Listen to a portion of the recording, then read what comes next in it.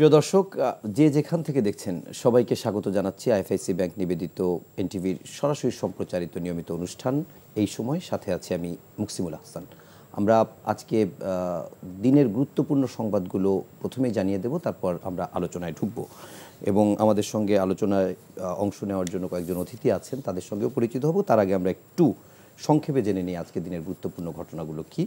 আজকে দিনের উল্লেখযোগ্য ঘটনার ভিতরে হচ্ছে পিলখানা ট্র্যাজেডির 16 বছর পূর্ণ আজকে, এবং এবছরই প্রথমবারের মতো রাষ্ট্রীয়ভাবে স্বীকৃতি দেওয়া হয়েছে দিনটিকে শহীদ সেনা দিবস হিসেবে।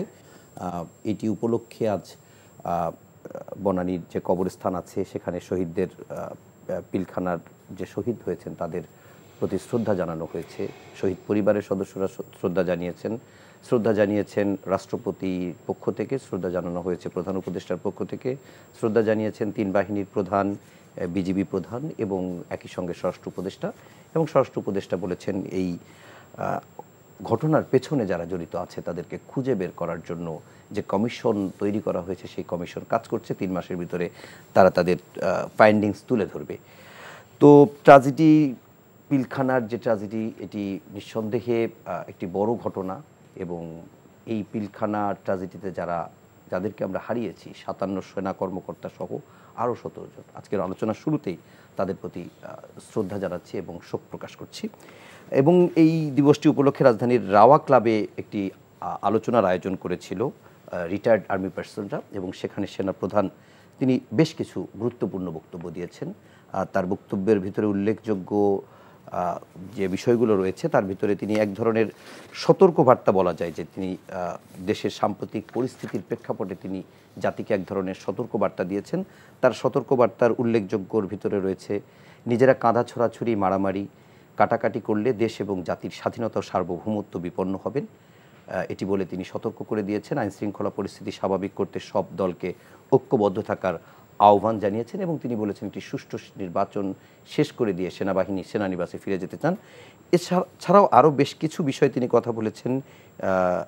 বিডিআর বিদ্রোহের যে ঘটনাটি, পিলখানা ট্র্যাজেডি, সেটিকেও তিনি উল্লেখ করেছেন এবং ধন্যবাদ জানিয়েছেন দিনটিকে রাষ্ট্রীয় স্বীকৃতি দেওয়ার। এছাড়া দিনের আরও বেশ কিছু গুরুত্বপূর্ণ খবর রয়েছে। আজকে টিআইবির একটি সংবাদ সম্মেলন ছিল।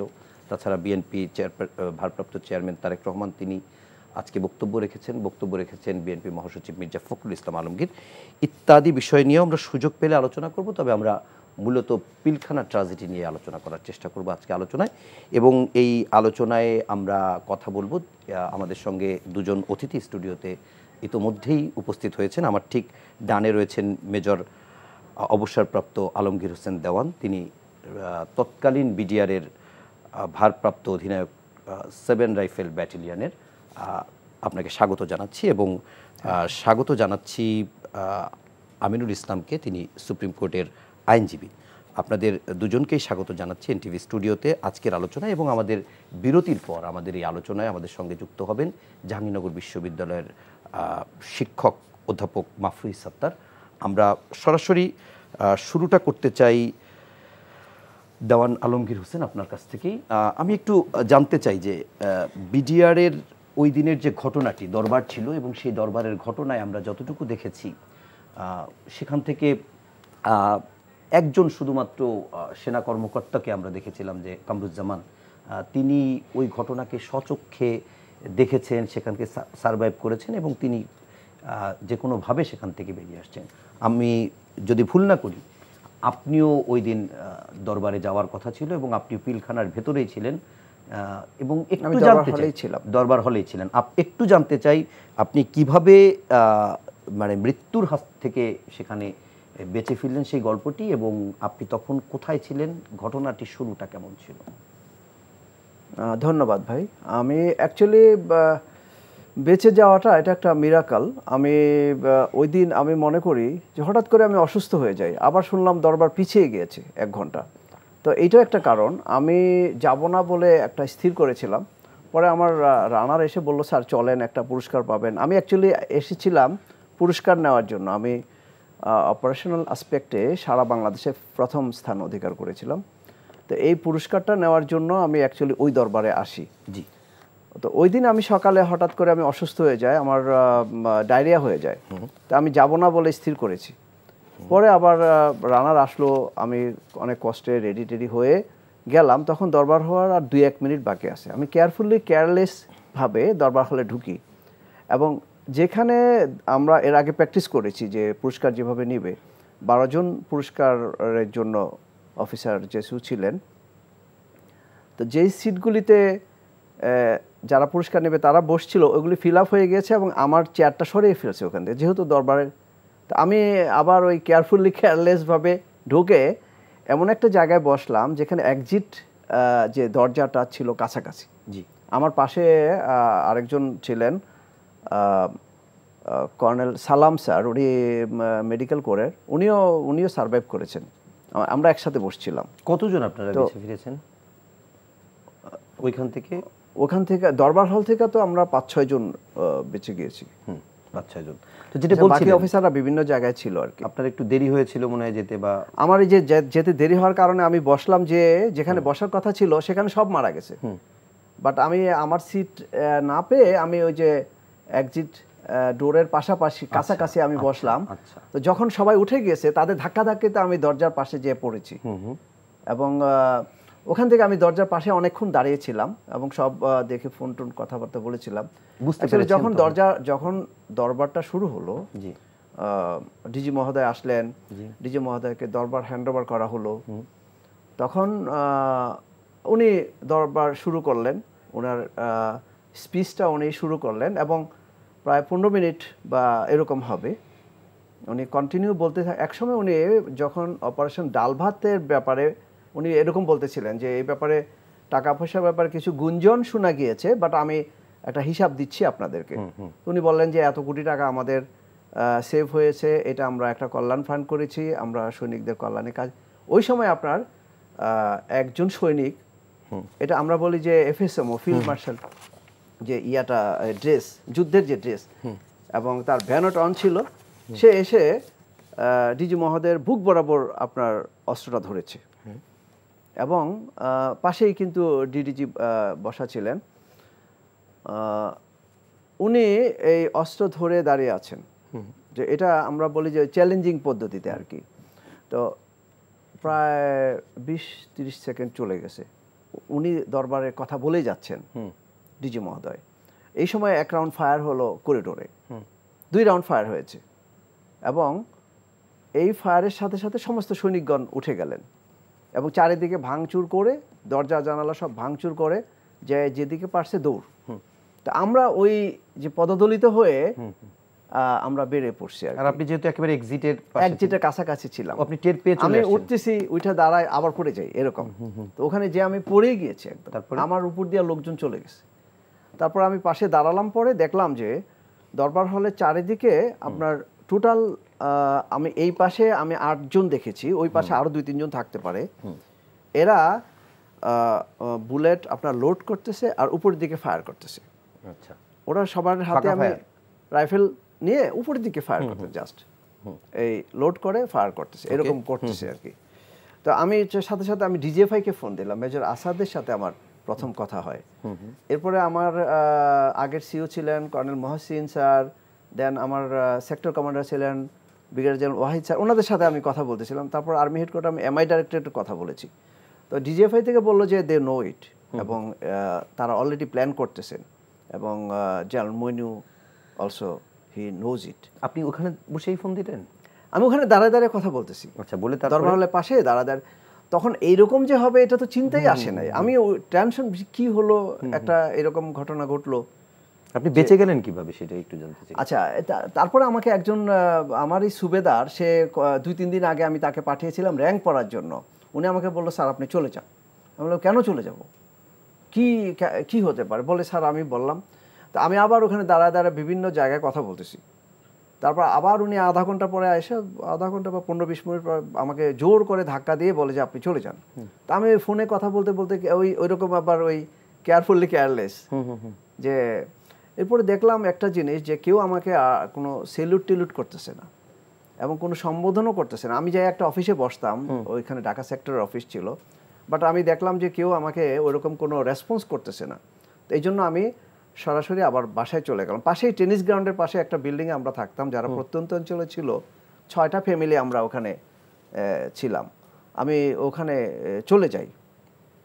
তো এর মধ্যে আমাকে একজন পুলিশের আমার একটা বন্ধু আছে, ওনার নাম, উনি এডিশনাল এসপি আনিস, সে আমাকে ফোন করে বললো যে দোস্ত তুমি কোথায় আসো, তুমি সরে যাও, এটা কিন্তু একটা অফিসারদের বিরুদ্ধে সৈনিকদের একটা বিদ্রোহ। তো এই ফার্স্ট আমার একটু হলো যে এরপর আমি বাসায় চলে গেলাম।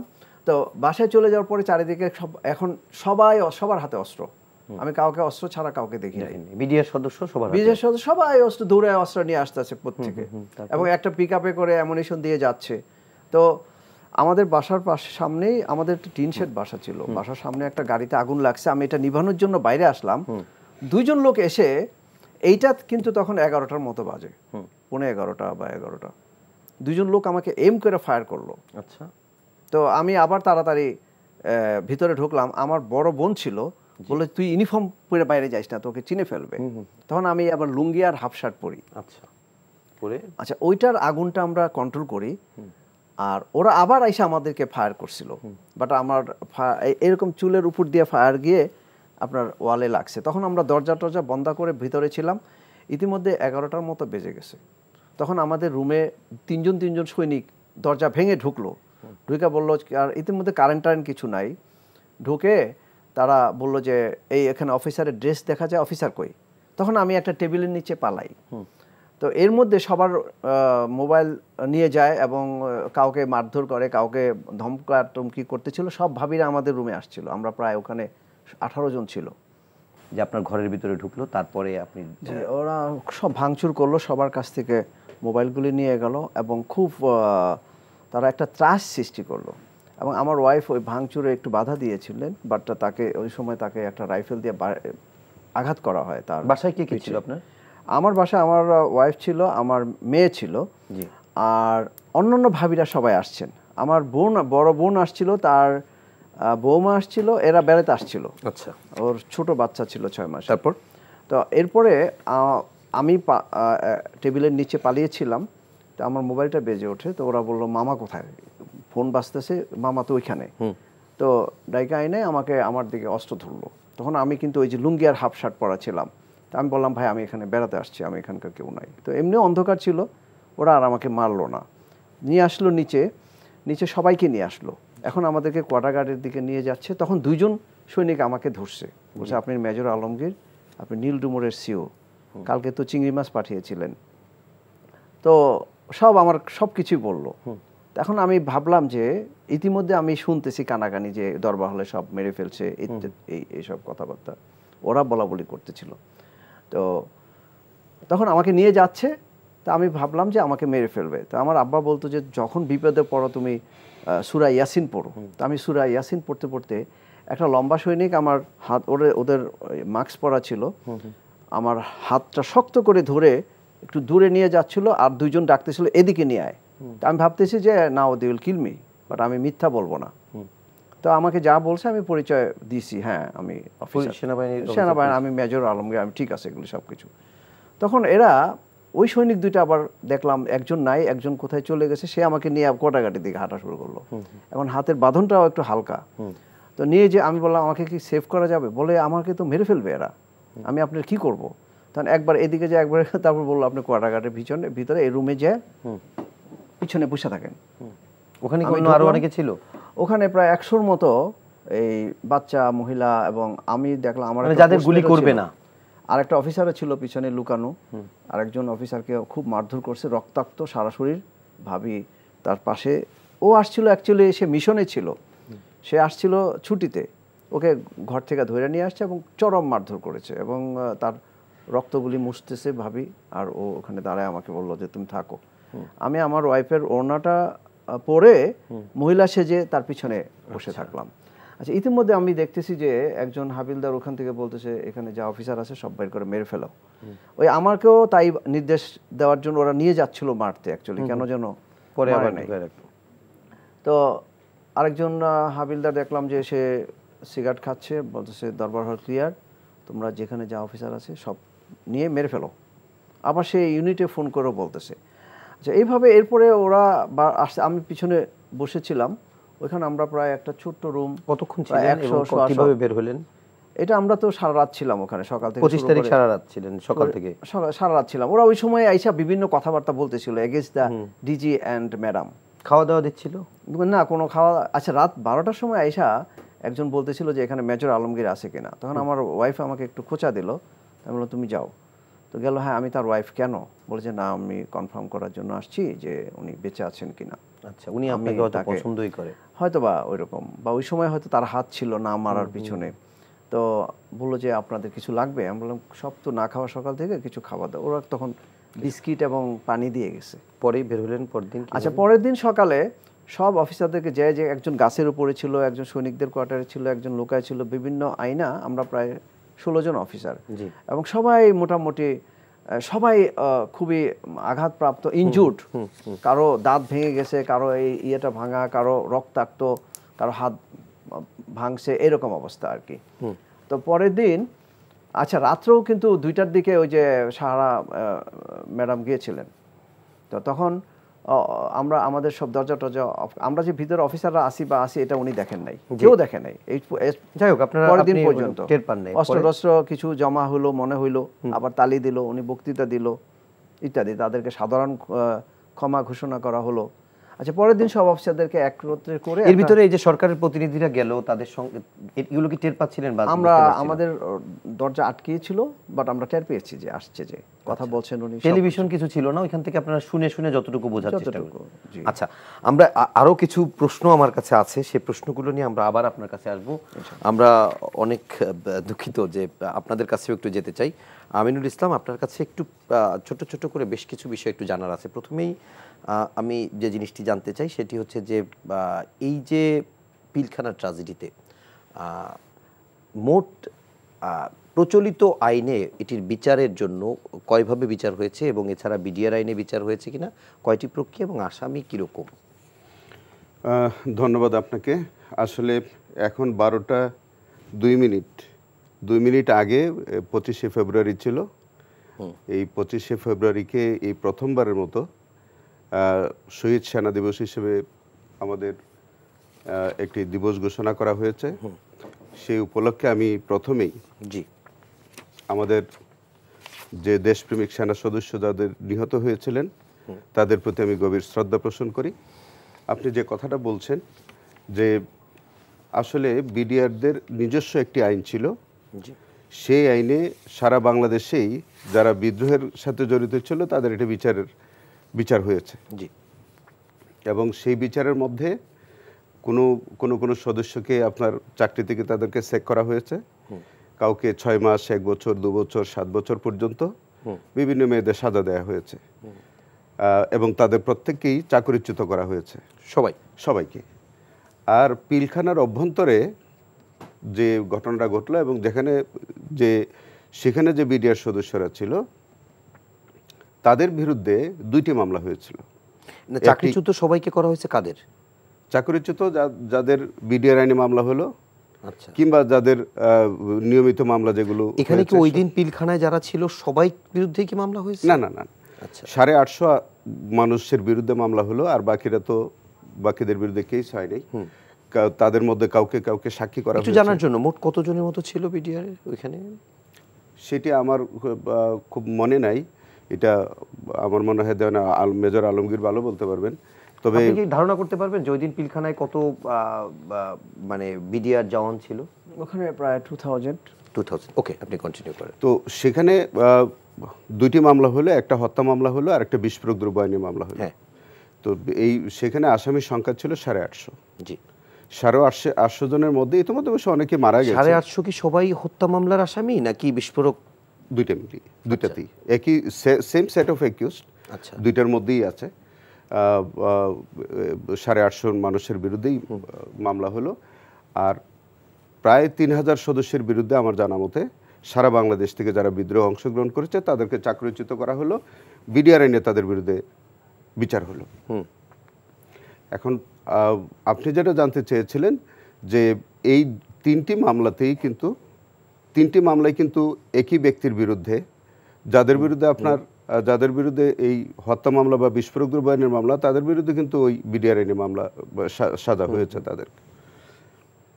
একটু আমি যেটা জানতে চাচ্ছিলাম এই মুহূর্তে সেটি হচ্ছে যে আমরা বিডিআর আইনে কিভাবে বিচার হয়েছে এটা আমরা সুযোগ পেলে আলমগীর ভাইয়ের কাছ থেকে জানবো। আপনার কাছে জানতে চাচ্ছিলাম যে বিষয়টা যে এই যে 850 জনের বিরুদ্ধে আপনার মামলা হলো, তাদেরকে আমরা হত্যা মামলার রায়ও পেয়েছি, তো সেখানে কতজনের বিরুদ্ধে কি রায় হয়েছে, আর যে আরেকটি মামলা যেটি রয়েছে বিস্ফোরক দ্রব্য সেই মামলার কি অবস্থা? এটা আপনাকে মোটা দাগে বলি, আপনি 850 আসামির মধ্যে মোটা দাগে হচ্ছে 277 জন আসামির বিরুদ্ধে কোনো অভিযোগ প্রমাণিত হয়নি। কতজনের বিরুদ্ধে?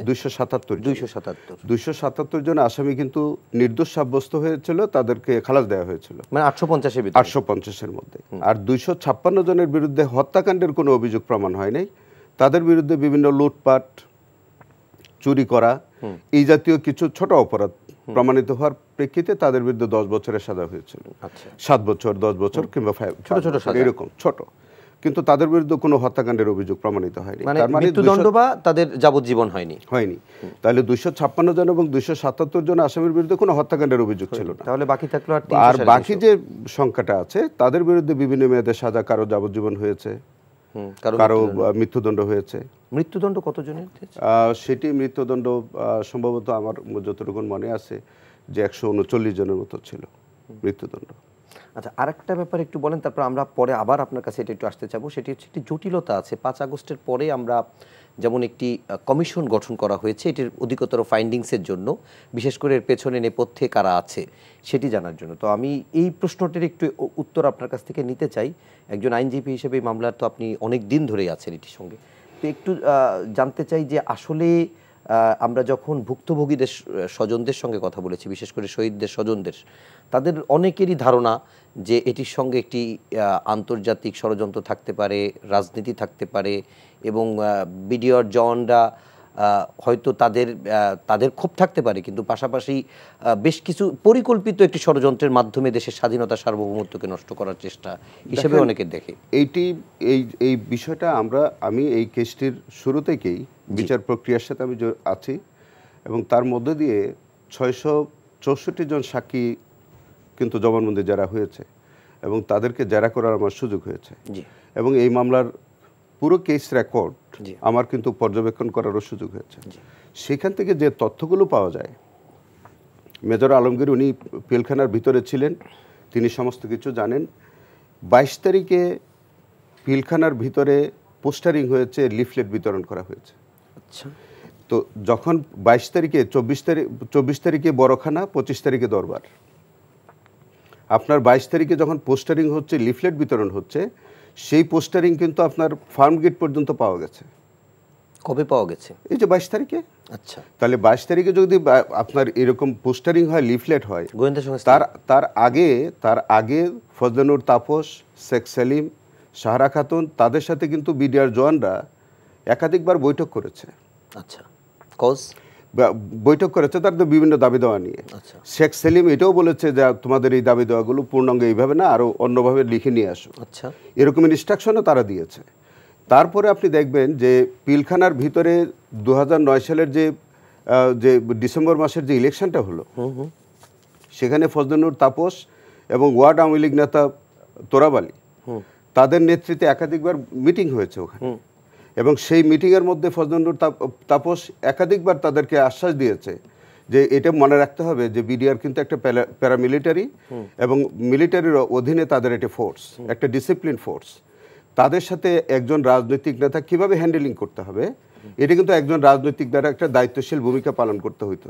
কিন্তু উনারা কি করলেন, উনি প্রকাশ্য মিটিংয়ের মধ্যে তাদের বিভিন্ন দাবি দেওয়ার প্রসঙ্গ তিনি উঠালেন, এবং এগুলি তিনি প্রধানমন্ত্রীকে বলবেন, প্রধানমন্ত্রীর কাছ থেকে এগুলি আদায় করবেন, এই আশ্বাস দিয়ে কিন্তু নৌকার পক্ষে তাদের ভোট সংগ্রহ করলেন।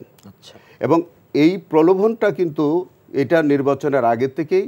আচ্ছা, আমি এই প্রশ্নটাই করতে চাচ্ছিলাম, যেহেতু এই ঘটনা তো নির্বাচনের পর পর, আপনি ষড়যন্ত্র ছিল কি ছিল না, জি, এটা কিন্তু প্রসিকিউশনের এভিডেন্স থেকেই পাওয়া যাবে। আচ্ছা, এবং সেই ষড়যন্ত্রগুলো এর আগে দেখেন রৌমারির ঘটনা ঘটেছে, পাদুয়ার ঘটনা ঘটেছে, এবং সেখানে একটা আমাদের বিডিআরদের যে একটা বীরত্ব ছিল, সেখানে ভারতের তারা অত্যন্ত বেশি সংক্ষুব্ধ ছিলেন। আপনি জানেন এটা একটা বড় রকমের ঘটনা ঘটেছিল। সেই কারণে আপনি পিলখানার ভিতরে মেজর আলমগীর ইজ হিয়ার, তিনি ভালো বলবেন যে আমরা এভিডেন্স থেকে দেখেছি জি যে এমন কিছু অস্ত্র পিলখানার ভিতরে উদ্ধার হয়েছে, পাওয়া গেছে, যে অস্ত্রগুলো তখন কিন্তু বিডিআর ব্যবহার করে নাই, আচ্ছা যে অস্ত্রগুলো সেনাবাহিনী ব্যবহার করে নাই, এই অস্ত্রগুলো বাহির থেকে এসছে। মানে দেশে ব্যবহৃত অস্ত্র না। যে হেলমেটগুলো পাওয়া গেছে আলামত হিসেবে আমরা দেখেছি, যে যে পোশাকগুলো উদ্ধার হয়েছে জি র্যাবের কালো পোশাক, সেগুলি প্রসিকিউশনই কিন্তু ইনভেস্টিগেটিং অফিসারই কিন্তু উদ্ধার করেছে। আমরা এইগুলো মামলার কেস ডকেটের সাথে আমরা পেয়েছি। তাহলে এই পোশাকগুলো কোথা থেকে আসবে, এই হেলমেট কোথা থেকে আসলো, সেই অস্ত্রগুলো কোথা থেকে আসলো, যেটা মেজর আলমগীর একটু আগে বললেন যে আপনার দরবার হলের যে সিকিউরিটির যে প্রশ্নটা, ওনাদের একটা সিকিউরিটি রাইফেলস ইউনিট বলে একটা ইউনিট আছে, তাদের কাজই হচ্ছে পিলখানার অভ্যন্তরে তাদের সিকিউরিটি তারা নিশ্চিত করবে। একটু সংক্ষেপ করেন যদি এই পর্বটা, যে আপনি তার মানে মনে করছেন যে এটি পরিকল্পিতভাবে এবং আগে থেকেই এটি একটি গ্রাউন্ড তৈরি করা হয়েছিল এবং সেই গ্রাউন্ড ধরেই হয়তো সেটার ফাইনাল দিন ছিল দরবারের আপনাকে আমি একটু অ্যাড করি, 24 তারিখে কিন্তু প্রধানমন্ত্রী তার বড়খানা অ্যাটেন্ড করেছে, জি 25 তারিখে কিন্তু দরবারে তার অ্যাটেন্ড করার কথা, এবং স্থানীয় এমপি তাপসের অ্যাটেন্ড করার কথা, কিন্তু তারা কিন্তু 25 তারিখে যাননি। তার মানে হচ্ছে যে 25 তারিখে তাদের কাছে এরকম ইনফরমেশন ছিল যে ওখানে কোনো ম্যাসাকার হতে পারে। আচ্ছা আচ্ছা এবং সে কারণে তারা কিন্তু সেই দিন আর দরবারে যাননি। তারপরে আপনি বাকিটা পারসেপশনের প্রশ্ন। জি জি এবং এখন একটা স্বাধীন তদন্ত কমিশন হয়েছে, নিশ্চয়ই তারা এই বিষয়গুলো খতিয়ে দেখবেন এবং একটি রিপোর্ট হয়তো জাতির সামনে নিশ্চয়ই প্রকাশিত হবে। মাফরুজ সাত্তার স্যার, আপনার কাছে এই যে জায়গাটা থেকে আমিনুল ভাই শেষ করলেন সেখান থেকেই একটু শুরু বা প্রশ্নটা করতে চাই। আপনার কি মনে হয় যে ধরনের এভিডেন্স বা যা আছে বা নতুন যে তদন্ত কমিশন করা হয়েছে সেটি সময়ের দাবি কিনা, এবং তার ভিতর থেকে আসলেই এই ঘটনার নেপথ্যের কুশীলবদের নাম উঠে আসতে পারে কিনা? কারণ এটি নিয়ে গত 15 বছরে আমরা অনেক কানাঘুষা শুনেছি। কানাঘুষা শব্দটা এই কারণে বললাম, অনেকেই যারা শহীদ পরিবারের সদস্যরা বিভিন্ন জনরা তারা অনেক সময় গণমাধ্যমের সাথে কথা বলতেও অনেক সময় ভয় পেয়েছেন। ধন্যবাদ। এনটিভি কর্তৃপক্ষকে কৃতজ্ঞতা জানাচ্ছি এবং ভাষা শহীদদের মাস এবং সেনা শহীদের যে গতকালকের দিনটা গেল তাদের প্রতি গভীর শ্রদ্ধা জ্ঞাপন করছি। আমার যতটুকু মনে পড়ে সম্ভবত 17ই অগস্ট, অর্থাৎ 25শে ফেব্রুয়ারির পরে 17ই অগস্ট প্রথম যে সেনা সদস্য যারা নিহত হয়েছিলেন, ওখানে ক্ষতিগ্রস্ত হয়েছিলেন, তারা একটি সংবাদ সম্মেলন করেন। সেখান থেকেই সম্ভবত প্রথম অনেকগুলো প্রশ্ন উঠে আসে।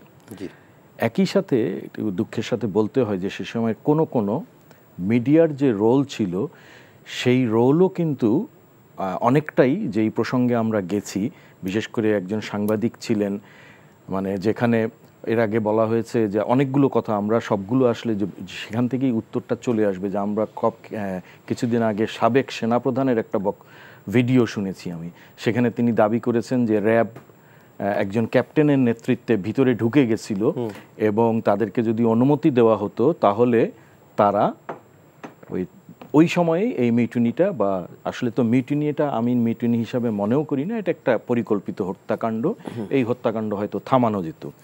তো আমি বলতে চাচ্ছি তখন থেকেই কিন্তু এখন পর্যন্ত অনেকেই অনেকভাবে অনেক কথা বলছেন। আমি মনে করি একটা রাষ্ট্রের জন্য এটা খুব সুখকর না, কারণ বিডিআর বলি, আর্মি বলি, অর্থাৎ এরা প্যারামিলিটারি বলি অথবা মিলিটারি বলি, ইভেন পুলিশ, আনসার, এরা সবাই হচ্ছে একটা ডিসিপ্লিনড। একটা রাষ্ট্রের কিছু কিছু জায়গা থাকে, আপনি রাষ্ট্রবিজ্ঞানের ছাত্র হিসেবে আমার চেয়ে আরও ভালো বলতে পারবেন, যেই জায়গাগুলোকে আসলে কখনোই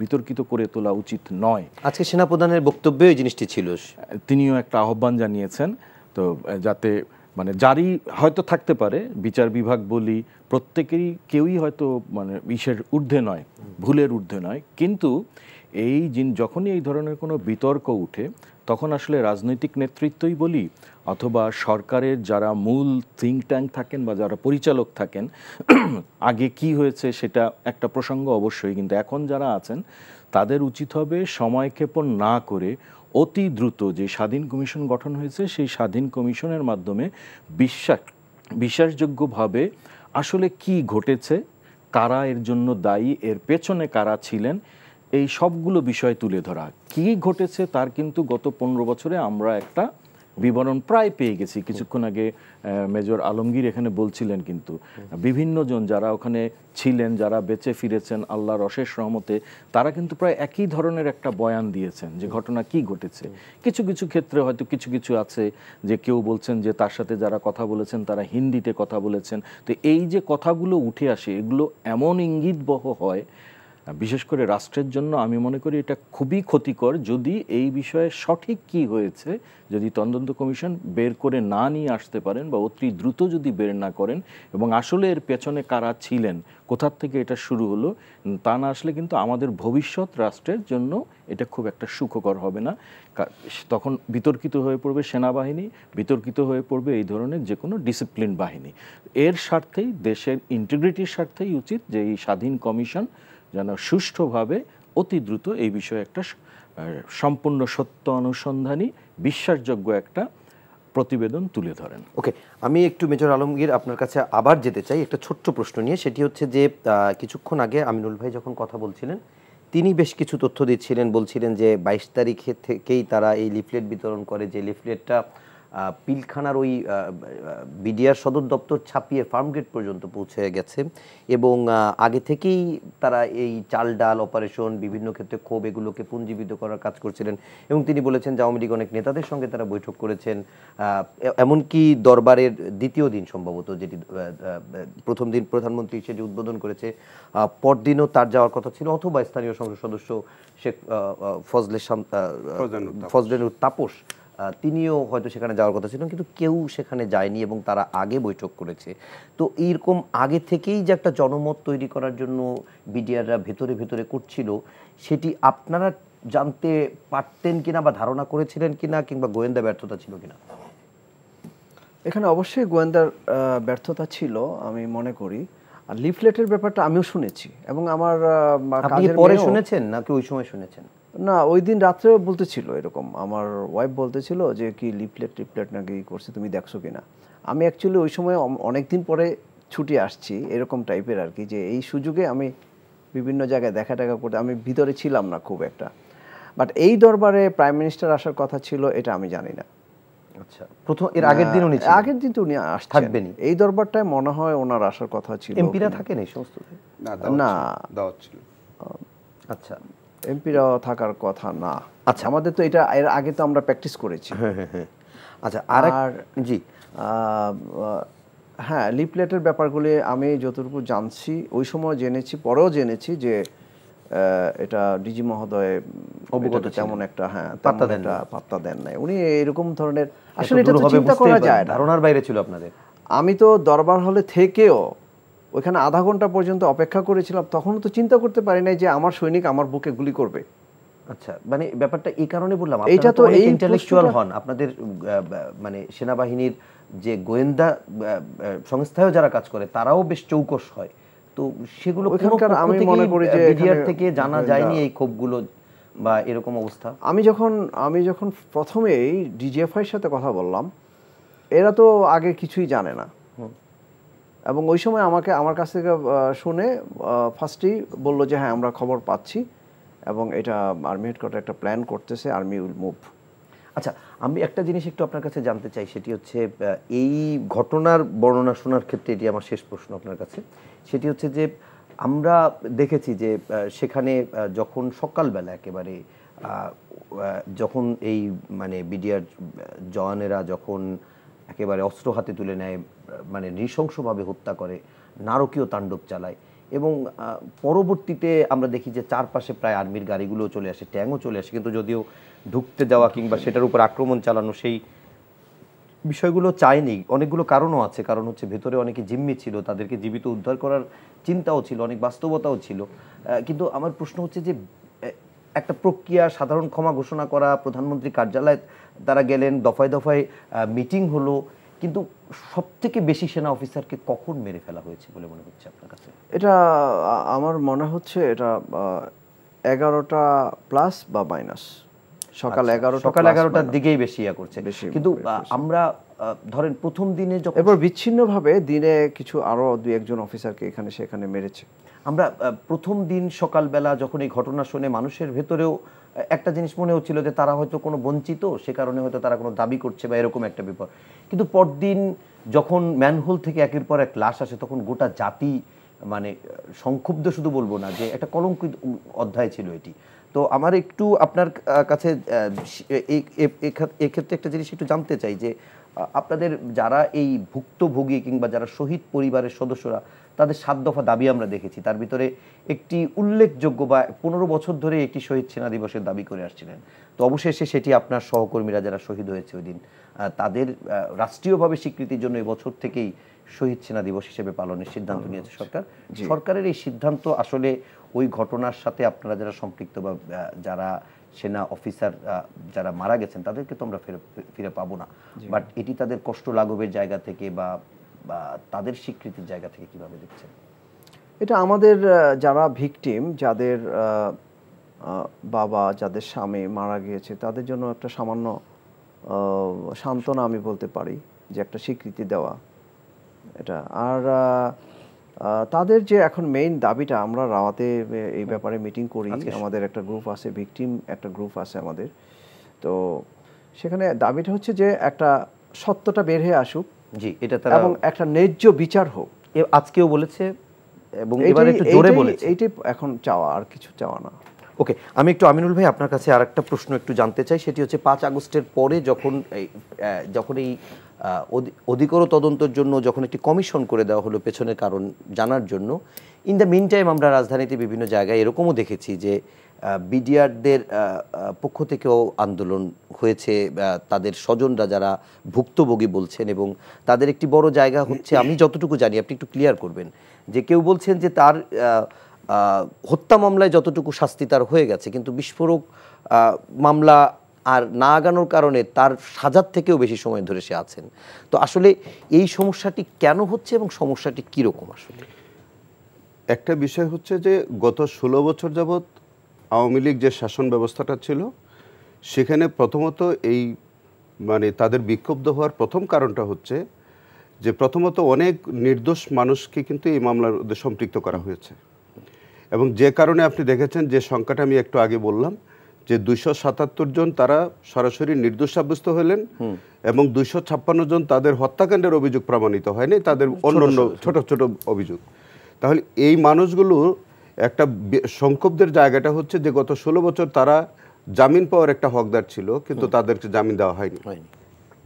5ই আগস্টের এই পরিবর্তনের পরে অন্যান্য সকল সুবিধা বঞ্চিত মানুষগুলোর মতোই তাদেরও এক ধরনের একটা প্রত্যাশার জায়গা তৈরি হলো, এবং সেইখান থেকেই তাদের এই দাবিগুলো আসলো যে আমরা এখন একটা পরিবর্তিত পরিস্থিতিতে, এতদিন তো আইনের শাসন ছিল না, বিচার বিভাগের স্বাধীনতা ছিল না, এখন একটা ভালো পরিবেশ আসছে, সেই পরিবেশে হয়তো আমরা ন্যায্য দাবিটা আমরা উত্থাপন করতে পারবো।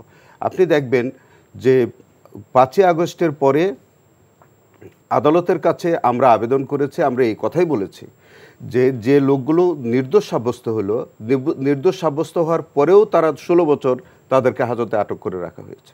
আপনি কি করে তাদেরকে রাখবেন? কিন্তু আপনি তো এই মামলার আইনজীবী, কেন মামলা ওটা আগাচ্ছে না? এটা হত্যা মামলার রায় হয়ে গেল, বিস্ফোরক এই জায়গাতেই তো কথাটা, তো এই জায়গাতে গত 16 বছর তো বিচার বিভাগের কোনো স্বাধীনতা ছিল না, সেখানে তো কোনো আইনের শাসন ছিল না, সেখানে কোনো একজন মানুষ হয়তো নেপথ্য থেকে যেরকম ডিকটেশন দিয়েছে সেরকম বিচার হয়েছে, আমরা তো সেটাই আমরা বিশ্বাস করতে চাই।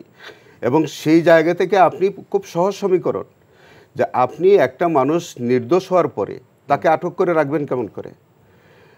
একটু জানার জন্য একটু বলেন তো আপনি, যে সেটি হচ্ছে যে হত্যা মামলা প্রমাণ হওয়া আর এই যে বিস্ফোরকের যে মামলাটি হয়েছে, এইটি কি আসলে দুটি প্রমাণের ক্ষেত্রে কি ওইটা একটু বেশ সময় সাপেক্ষ ব্যাপার? না, একেবারেই না। কেন ওইটা সময় লাগছে? এটা তৎকালীন সরকারের 2010 সালে একটা প্রজ্ঞাপন ছিল যে বকশীবাজার আলিয়া মাদ্রাসা মাঠে 2টি মামলা একত্রে বিচার হবে, কিন্তু তৎকালীন প্রসিকিউশন একটা সুকৌশলে তারা একটা মামলার সাক্ষ্য উপস্থাপন করলো, আর একটা মামলায় তারা খুব ইচ্ছাকৃতভাবে বা সুকৌশলে তাদের ওখানে সাক্ষী দেওয়া থেকে বিরত থাকলো। কেন? অর্থ হলো যে এই লোকগুলো যারা খালাস পাচ্ছে তারা ওই মামলায় তাদেরকে আটক করে রাখবে। আচ্ছা, এবং সেই কৌশলটাই তারা নিল। সেই জায়গা থেকে যে বিস্ফোরকের যে মামলাটি, সেখানে চার্জশিটে বলেছে যে শুধুমাত্র 17 জনের বিরুদ্ধে বিস্ফোরকের অভিযোগ। আচ্ছা, অথচ আপনি দেখেন 17 জনের বিরুদ্ধে তদন্তকারী কর্মকর্তা বলছে যে বিস্ফোরকের অভিযোগটা শুধুমাত্র 17 জনের বিরুদ্ধে। এখন মোটামুটি ক্লিয়ার। অথচ 850 জনের বিরুদ্ধে তারা একটা মিথ্যা চার্জশিট দিয়েছে, দিয়ে বিস্ফোরকের এই কেসটি বিচারের নামে তাদেরকে কালক্ষেপণ করে তাদেরকে জেল হাজতে আটক করে রেখেছে। আচ্ছা, এই পর্যায়ে আপনার কাছে আমার শেষ প্রশ্ন, সেটি হচ্ছে যে এমন একটি পারসেপশন তৈরি হচ্ছে বা তৈরি হওয়ার জায়গা আছে কিনা, বা আপনি ক্লিয়ার করবেন কিনা, যে হতে পারে ফ্যাক্ট ফাইন্ডিংয়ে কিংবা পরবর্তী যে তদন্ত হবে সেটির মধ্য দিয়ে কুশীলব, ঘটনা নেপথ্যে কারা আছে সেটিকে হয়তো খুঁজে বের করা গেল, কিন্তু যে বিডিআর জওয়ান সরাসরি সেনা অফিসারকে গুলি করেছে তাদের জামিনের জন্য কি আপনারা আবেদন করছেন কিনা, বা তাদেরকে ছাড়ার কোনো ব্যবস্থার কথা চিন্তা করা হচ্ছে কিনা? না, এই জায়গাটা কিন্তু আসলে এই পাবলিক পারসেপশন আছে, সেই জায়গাটা ভুল বোঝাবুঝিটা আমাদের নিরসন হওয়া প্রয়োজন। যাদের বিরুদ্ধে যাবজ্জীবন সাজাপ্রাপ্ত কিংবা মৃত্যুদণ্ড প্রাপ্ত, আমরা তাদের বিরুদ্ধে কিন্তু কোনো জামিন চাচ্ছি না। আচ্ছা, আমরা জামিন চাচ্ছি যাদের বিরুদ্ধে হত্যাকাণ্ডের কোনো অভিযোগ প্রমাণিত হয়নি। আচ্ছা, আমরা জামিন চাচ্ছি তাদের জন্য যারা সরাসরি 277 জন খালাসপ্রাপ্ত হয়েছে। আপনি জানেন যে এবং যাদের সাজা ইতোমধ্যে এক্সিকিউট শেষ হয়ে গেছে, যাদের সাজাটা শেষ হয়ে গেছে। এবং আপনি এটাও দেখবেন যে ভিকটিম পরিবারের পক্ষ থেকে, জি, 5ই আগস্টের পরে ভিকটিম পরিবারের পক্ষ থেকে কিন্তু দাবি করা হয়েছে যে আমরা যারা দোষী তাদের বিরুদ্ধে আমরা বিচার চাই, যারা ইতোমধ্যে নির্দোষ সাব্যস্ত হয়েছে তাদের বিরুদ্ধে। আমি আপনার সাথে একমত। ভিকটিম পরিবার অর্থাৎ শহীদ পরিবার যারা, তারা আমি তাদের সঙ্গে গত দুদিনও বেশ কয়েকবার কথা বলেছি আমার প্রতিবেদন করার স্বার্থে, এবং এর আগেও আমরা কথা বলেছি। তারা এই কথাটি তাদের স্পষ্টভাবে তারা বলছেন যে যারা নিরপরাধ, যারা এটা ঘটনার সঙ্গে জড়িত না, আমরা তাদের চাই না, আমরা দ্রুত বিচার চাই এবং সংশ্লিষ্টদের বিচার চাই, নির্দোষদের আমরা চাই খালাস দিক। এবং ইনফ্যাক্ট তারা এটাও বলছেন যে যারা নির্দোষ হয়ে ভিকটিম হয়েছে তাদের প্রয়োজনে ক্ষতিপূরণও দেয়। সুতরাং সেনা পরিবারের সদস্যরা আমার কাছে কখনোই মনে হয়নি এই ইস্যুতে তারা উদার নয়, বরং যারা যথেষ্ট উদার। এই বিষয়ে আমাদের কোনো ভুল বোঝাবুঝির কোনো অবকাশ নাই। আমি নিজে ব্যক্তিদের ইভেন দেন আমরা আসামি পক্ষে কাজ করা সত্ত্বেও যারা দোষী আমরা তাদের বিচার চাই, যারা নির্দোষ তাদের আমরা। আমি একটু এই ইস্যুটা আপনাকে শেষ করি। সেটা হচ্ছে 850 জনের ভিতরে 277 জনের ক্ষেত্রে একেবারে নির্দোষ, তারপরে 256 জনের ভিতরে লঘুদণ্ড, তো এরকম হয়ে গেল এবং শেষ হয়ে গেছে। তো এরকম একটা সংখ্যাই যেখানে এই পরিমাণ, অথচ বলা হচ্ছে বিস্ফোরক দ্রব্য যে মামলাটি সেটিতে হয়তো 17 জন বলছেন, হয়তো আমি ধরলাম 170 জন, তাও তো অনেক মানুষ এখনো নির্দোষ আছে। আমি ক্লিয়ার, আমি আশা করি দর্শকরাও ক্লিয়ার হবে। আমি জনাব মাহফুজ সাত্তার স্যার আপনার কাছে একটি প্রশ্ন করতে চাই। আগেই আলোচনায় আপনি কিছুটা নিয়ে এসছেন, তারপরে আবার বলি যে আজকে সেনাপ্রধান জেনারেল ওয়াকারুজ্জামান তিনি একটি খুবই সিগনিফিক্যান্ট বক্তব্য দিয়েছে। এই কারণে বলবো যে অনেক দিন পর এরকমভাবে আমরা জাতির এরকম একটি ক্রান্তিকাল বলবো কিনা বা একটা অস্থিরতার সময় তিনি এক ধরনের সতর্কই করে দিয়েছেন, বিশেষ করে রাজনৈতিক প্রতিপক্ষ বা যারা বিভিন্ন ভাগে বিভক্ত তাদেরকে বলেছে যে কাদা ছোড়াছুরি বাদ দেন, মারামারি কাটাকাটি এগুলো বাদ দেন, এগুলো যদি করতে থাকেন তাহলে স্বাধীনতার সার্বভৌমত্ব বিপন্ন হতে পারে। এবং এটি লাস্ট ওয়ার্নিং, এটিও তিনি বলেছেন। এবং তিনি বলেছেন যে এই যে নিজেদের ভিতরে এই বিভক্তির কারণে আইনশৃঙ্খলা পরিস্থিতি, অরাজকতা এগুলো তৈরি হচ্ছে, আসলে আমাদের রাজনৈতিক দলগুলোর তার এই বক্তব্য থেকে টনক নড়বে কিনা আপনার কি মনে হয়? আমাদের আসলে তো দুর্ভাগ্য বলি, আর আমাদের অনৈক্যের জায়গাটা ওখানেই যে আসলে 71 সালের একটি রক্তক্ষয়ী, মানে এই ধরনের 30 লক্ষ শহীদের বিনিময়ে আমরা যেই দেশটা অর্জন করেছিলাম, সেই দেশ অর্জন করার পরেও কিন্তু আমরা বিভিন্ন সময় 90-এও একবার আমরা করেছি, 52 তো ভাষা আন্দোলন ছিলই, আমরা কিন্তু আসলে জাতি হিসাবে কোনো সময় একেবারেই মানে নিজেদেরকে বিতর্কের ঊর্ধ্বে উঠে নিয়ে যেতে পারিনি। এটা আমাদের জন্য একটা দুর্ভাগ্যই আমি বলবো। এবং এর দায় শুধু যে রাজনৈতিক ব্যক্তিত্বের তা না, আমি মনে করি যে রাজনৈতিক ব্যক্তিত্ব ছাড়াও এর দায় আমাদের অনেক প্রতিষ্ঠানের আছে, আমাদের অনেকের আছে। প্রকৃতপক্ষে আমি প্রথমত মনে করব যে আমরা যারা এই দেশের সুনাগরিক বলে নিজেদেরকে দাবি করি, তাদের আসলে, যেমন আমি একটু আগেই আলোচনার সময় অফলাইনে বলছিলাম যে আমি দেখতে পাচ্ছি এমন একটা সময় এসছে যেই সময়টাতে অনেকেই আমরা মনে করছি যে এটাই বোধহয় আমার একটা সুযোগ, এখনই আমার কোপ মেরে সব কিছু নিয়ে নিতে হবে। তো এই জায়গা থেকে যদি আমরা মানে জাতীয় চরিত্র থেকে যদি আমরা সরে না আসি, আমরা যদি ধৈর্য না ধরি, আমরা যদি যার প্রকৃতপক্ষে কাজ করার কথা, যার যোগ্যতা আছে তাকে যদি আমরা জায়গা করে না দেই, তাহলে এই ধরনের আহ্বান আসলে জাতিকে হয়তো আরেকটি অনিশ্চয়তার দিকেই কেবলমাত্র ঠেলে দিবে এবং এটা সাবধানবাণী হিসাবেই থাকবে, এটা কোনো কাজে আসবে না। পাশাপাশি এটাও ঠিক যে আমাদের সেনাবাহিনী বলি, আমাদের অন্যান্য যে রাষ্ট্রের যে বাহিনীগুলো আছে, রাষ্ট্রের যে অঙ্গগুলো আছে, তারা যদি শক্তভাবে না দাঁড়ায় সরকার সহ, তাহলে কিন্তু আমরা এই পরিস্থিতির মোকাবেলা করতে পারবো না। আমাদেরকে সবাইকেই এই জিনিসটা খুব ভালো মতো বুঝতে হবে। আমরা অনেক ষড়যন্ত্র স্বীকার করছি, যারা সদ্য যে ফ্যাসিস্ট যারা গেছেন তাদের অনেক কিছু থাকতে পারে, কিন্তু সব কিছুর বাইরে মূল কথাটা কিন্তু জাতি, কিন্তু ছাত্ররা, ছাত্র জনতা, আমরা যারাই রাস্তায় ছিলাম, আমরা কিন্তু একটা অবস্থা থেকে নিয়ে আসার জন্যই এই জায়গায় এসেছি। তাহলে আজকে যারা দায়িত্ব নিয়েছেন তাদের কিন্তু এই জিনিসটা খুব গভীরভাবে উপলব্ধি করতে হবে যে তাদের দায়িত্ব কতখানি। নির্বাচনের ব্যাপারে হোক, অন্যান্য সংস্কারের ব্যাপারে হোক, এই ক্ষেত্রে যেন বিন্দুমাত্র গড়িমসি না করা হয়, অযথা মানে প্রয়োজনের অতিরিক্ত সময় না নেওয়া হয়। বিভিন্ন ধরনের যে তৈরি হচ্ছে অনিশ্চয়তা, বলবো না আমি, সন্দেহ তৈরি হচ্ছে, এই সন্দেহগুলো দূর করার দায়িত্বও কিন্তু সরকারে যারা দায়িত্বে আছেন তাদের। এই সকল শক্তি যদি আসলে বিষয়টাকে অনুধাবন করেন এবং তারা যদি সঠিক পদক্ষেপটা নেন, যে যেমন একটা রোড ম্যাপ, যে আমার নির্বাচনটা আসলে কবে হবে, যদি বর্তমান সরকার মনে করে যে না 6 বছর ধরেই আমাকে সংস্কার করতে হবে, আমি মনে করি সেটা বিএনপি বলুক বা অন্য যে কোনো দলই বলুক না কেন, সরকারের বলা উচিত না যে এই সংস্কার করতে আমার 6 বছর লাগবে, আমার এই সময় এই সংস্কার হবে, ওই সময় আমি 6 বছর পরে নির্বাচন দিব। কিন্তু এই যেই বিষয়গুলো নিয়ে আমাদের মধ্যে অনৈক্য তৈরি হচ্ছে, এর মধ্য থেকে কেউ কেউ এটা সুযোগ নেওয়ার চেষ্টা করছেন, সেই বিষয়গুলোকে অ্যাড্রেস করা প্রয়োজন, সেগুলো সুনির্দিষ্ট করা প্রয়োজন। আমরা 1 মিনিট করে করে একটু সংক্ষেপে শেষ করব। আমরা একদম শেষ পর্যায়ে চলে আসছি। আপনাকে একটু জানতে চাবো, জেনারেল ওয়াকারুজ্জামান তিনি আজকে বক্তব্য দিয়েছেন, তিনি আপনার ব্যাচমেটও ছিলেন, তো একসঙ্গে কাজ করেছেন। ছিলাম 14 থেকে আমি পাস আউট হয়েছি, তো নিশ্চয়ই তাকে দীর্ঘদিন ধরেও ওনাকে চেনেন। তারই যে আজকে বক্তব্য, বিশেষ করে পিলখানা ট্র্যাজেডি নিয়েও তিনি বক্তব্য দিয়েছেন, তার বিচার প্রক্রিয়া নিয়েও তিনি কথা বলেছেন। তার বক্তব্যকে সামগ্রিকভাবে আপনি কিভাবে মূল্যায়ন করবেন? 1 মিনিট। আমি মনে করি যে উনি খুব সঠিক কথা বলেছেন। উনি যেটা উনি জানেন সেটাই তো উনি বলবেন। এখন কমিটি গঠন করা হয়েছে, committee will find out the fact.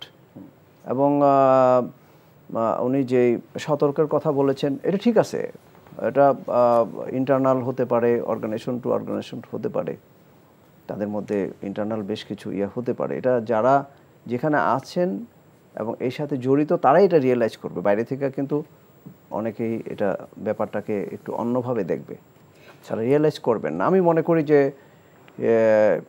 His speech was perfect, খুব সুন্দর উনি বলেছেন। ওকে, আমিনুল ভাই, আপনার কাছে আইন সংক্রান্তই একটি প্রশ্ন একেবারে, সেটি হচ্ছে যে এই যে পিলখানা ট্র্যাজেডির ঘটনায় যে হত্যাকাণ্ড, সেই হত্যাকাণ্ডের মামলার বিচার ইতোমধ্যে আমরা অনেক পেয়েছি, যেটি আগেই আমরা শুরুতে আলোচনা করেছিলাম যে বিডিআর আইনেও এটি বিচার হয়েছে, আমরা আলিয়া মাদ্রাসায় যে বিচার হয়েছে সেটিও আমরা দেখেছি, এর বাইরে বিস্ফোরক দ্রব্য যে মামলাটি রয়েছে সে মামলায়ও বিচার কাজ চলছে, এবং সবশেষ তদন্ত প্রতিবেদনও আবার নতুন করে কমিশন গঠন করা হয়েছে। 5 আগস্টের পরে দেশের রাজনৈতিক প্রেক্ষাপটও পরিবর্তিত হয়েছে। এমন বাস্তবতায় আপনি এই মামলা নিয়ে আর কোনো জটিলতা না হয়ে বরং স্মুথলি যারা অপরাধী তাদেরকে সাব্যস্ত করা, যারা জড়িত তাদের কুশীলব তাদের বের করে আনা বলি, কিংবা সামগ্রিকভাবে ন্যায় বিচার সুশাসনের ক্ষেত্রে আপনি কতটুকু এখন আশাবাদী পরিবর্তিত পরিস্থিতিতে? দেখেন, আমি আজকে একটু আগে যেটা আপনি বললেন যে আমি সেনা প্রধানের বক্তব্যকে উল্লেখ করে কোট করে আমি যেটা বলতে চাই যে এটা আজকে সেনাপ্রধানের এই বক্তব্য কিন্তু অত্যন্ত তাৎপর্যপূর্ণ এবং অত্যন্ত সময় উপযোগী। অবশ্যই। এবং আমি তাকে সাধুবাদ জানাতে চাই যে তিনি অত্যন্ত সময় উপযোগী এই সময় এই কথাটা উনি বলেছেন।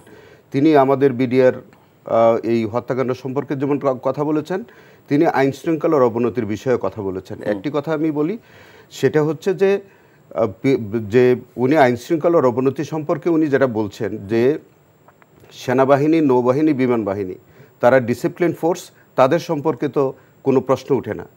অন্য বাহিনীকে ইঙ্গিত করে তিনি যে কথাটা বলছেন, যারা অপরাধী তাদের অবশ্যই বিচার হবে, কিন্তু আমরা এমন কোনো কথা না বলি, এমন কোনো কাজ না করি যে কোনো একটা বাহিনীরকে মেলাইন করা হয়। এটা অত্যন্ত সিগনিফিক্যান্ট। আজকে আইন শৃঙ্খলার অবনতির জন্য আমাদের যে পুলিশ বাহিনী, তাদের যে নিষ্ক্রিয়তা, তাদের দায়িত্ব পালনের যে নিষ্ক্রিয়তা, সেখানে তাদের কিন্তু যারা অপরাধী পুলিশ আছে তাদেরকে নিয়ে তাদেরকে ওন করে যেন তাদের পুলিশ বাহিনীকে যেন মেলাইন না করা হয়, এটাও কিন্তু পুলিশ বাহিনীকে বুঝতে হবে। আজকের এই সেনা প্রধানের বক্তব্য অত্যন্ত তাৎপর্যপূর্ণ। সেকেন্ড বক্তব্যটা হচ্ছে আপনি যেটা বললেন, তিনি এই কথাও বলছেন যে এই পিলখানার বিষয়ে সঠিক তদন্তের জন্য একটি স্বাধীন তদন্ত কমিশন হয়েছে, সেই তদন্ত কমিশন উনি আশা করেন যে কমিশনটা হয়েছে সেই কমিশন অবশ্যই তারা নিরপেক্ষ একটি তদন্ত করে এর পিছনে মাস্টারমাইন্ড কারা আছে, প্রকৃত দোষী কারা আছে, নিশ্চয়ই একটি গ্রহণযোগ্য রিপোর্ট তারা পেশ করবে। সেই কারণে আমি আজকের এই অনুষ্ঠানের মধ্য দিয়ে আমি সেনাপ্রধানকে আমার পক্ষ থেকে আমি আন্তরিক অভিনন্দন জানাচ্ছি। স্যার, আপনি 30 সেকেন্ড একটা উত্তর দেবেন, সেটি হচ্ছে ভিন্ন প্রশ্ন। সেটি হচ্ছে যে আজকে তথ্য সম্প্রচার, ডাক টেলিযোগাযোগ এবং তথ্য প্রযুক্তি উপদেষ্টা নাহিদ ইসলাম তিনি পদত্যাগ করেছেন এবং তার পদত্যাগ করার মূল কারণ হচ্ছে তিনি রাজনীতিতে যোগ দিচ্ছেন। রাজনৈতিক দল 28 তারিখ তাদেরটা শুরু হচ্ছে, তো সেই রাজনীতিতে অংশ নেওয়ার জন্যই তিনি মন্ত্রী বা উপদেষ্টার পদ ছেড়ে রাজনীতি দিচ্ছেন। তার এই সিদ্ধান্ত আপনি কিভাবে দেখছেন? তার বিশেষ করে তার মানে সরকার থেকে সরে যেয়ে, সেটা মানে যেই কারণেই হোক না কেন, সরে যে তারা একটি রাজনৈতিক দল করার চেষ্টা করছেন, সেটাকে আমি সাধুবাদ জানাই। শুধু তাই না, আমি মনে করি যে যারাই বাংলাদেশের, একটু আগে বলছিলাম যে সুনাগরিক যারা আছেন এবং বিশেষ করে যারা ফ্যাসিস্টের বিরুদ্ধে আন্দোলন করেছেন, তাদের আসলে ঐক্যবদ্ধ থাকতে হবে। একাধিক রাজনৈতিক দল হতে পারে, তবে ওই রাজনৈতিক দল যেন গতানুগতিক না হয়। আমরা যেই কারণে পরিবর্তনটা এনেছি, সেই পরিবর্তিত অবস্থায় যেন এই আশা করছি মানুষের আকাঙ্ক্ষা পূরণের রাজনৈতিক দল হতে পারে। অনেক ধন্যবাদ মাফরুজ সত্তার, অ্যাডভোকেট আমিনুল ইসলাম এবং মেজর অবসরপ্রাপ্ত আলমগীর হোসেন দেওয়ান, আপনাদের তিনজনকে, এবং দর্শক আপনাদেরকেও ধন্যবাদ জানাচ্ছি কষ্ট করে এতক্ষণ ধরে অনুষ্ঠান শোনার জন্য। আমরা শেষ করার আগে শুধু দুটি কথা বলবো। প্রথম কথা হচ্ছে যে আজ থেকে 16 বছর আগে পিলখানার ট্র্যাজেডির যে ঘটনাটি ঘটলো, সেটি নিঃসন্দেহে দেশের স্বাধীনতা, সার্বভৌমত্বের উপর একটি আঘাত বলা যায়, জাতির জন্য একটি কলঙ্কজনক অধ্যায়। তো ভবিষ্যৎ বাংলাদেশে যেন এই ধরনের অনাকাঙ্ক্ষিত ঘটনা না হয়, সেই সাথে টিআইবির একটি রিপোর্ট দিয়ে শেষ করব। আজকে ট্রান্সপারেন্সি ইন্টারন্যাশনাল তারা একটি প্রতিবেদন দিয়েছে। সে প্রতিবেদনে তারা বলেছে যে ইজিপি পদ্ধতি, অর্থাৎ যেটা ইলেকট্রনিক গভর্নমেন্ট প্রকিউরমেন্ট, অর্থাৎ কোনো সরকারি জিনিসপত্র ক্রয়ের ক্ষেত্রে স্বচ্ছতার জন্য এটি করা হয়, এক্ষেত্রেই সবচেয়ে বেশি দুর্নীতি হয়েছে। এবং সেখানে তারা দেখাচ্ছে যে 2012 থেকে 24 সালের মধ্যে এই আর্থিক অনিয়ম হয়েছে প্রায় 6 লাখ কোটি টাকা, অর্থাৎ 5,96,991 কোটি টাকা, এবং যার ভিতরে প্রায় 10টি মন্ত্রণালয়ে 61% কার্যাদেশ এবং 5% ঠিকাদারের কাছে চলে গেছে। আর বাকি টাকা কোথায় গেছে সেটি তারাই বলতে পারবেন। তবে শুধু এতটুকু বলবো, বাংলাদেশে অনেক কিছুই পরিবর্তিত হয়েছে। জাতি, নতুন প্রজন্ম নতুন করে বাংলাদেশকে নিয়ে ইতিবাচকভাবে ভাবছে। আমরা ভাবছি এমন বাংলাদেশ হবে আগামীর বাংলাদেশ, যে বাংলাদেশ হবে দুর্নীতিমুক্ত, অনিয়মমুক্ত, এবং অনিয়ম এবং দুর্নীতির ঊর্ধ্বে উঠে বাংলাদেশ শান্তি এবং সমৃদ্ধির পথে এগিয়ে যাবে। সেই প্রত্যাশা রেখে আজকের মতো শেষ করছি। সবাই ভালো থাকবেন, সুস্থ থাকবেন। শুভরাত্রি।